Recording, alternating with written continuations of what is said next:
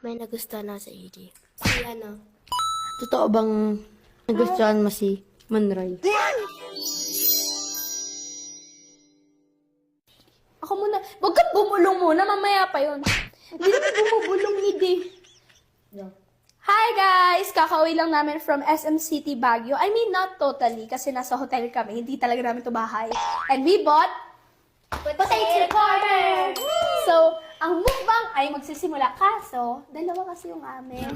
Kasi kinain ko na sa SM yung... Hindi, kinain ng mama mo. Grabe talaga. Okay, game first bite. Go. Sarap! And mamaya after nung mukbang, ito yung itatry namin. So, after,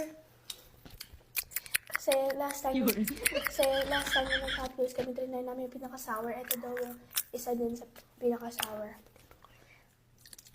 Yung mga iba, barbecue. Hala, di mo nga yung cake. Tatakot ako. Baka lang, mama ko yung nandun, natatakot.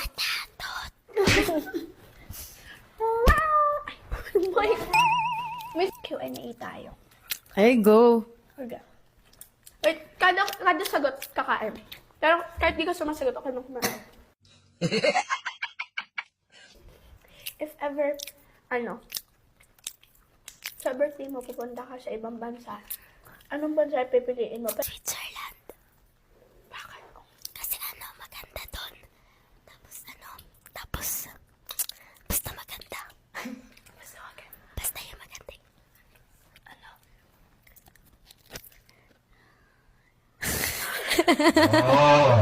May chance ba na magkagusto ka?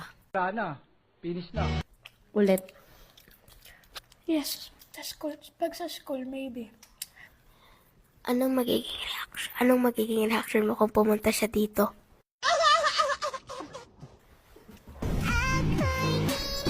Hindi.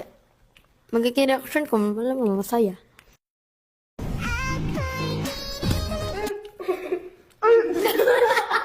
Ay, lumabas yung sipon ko.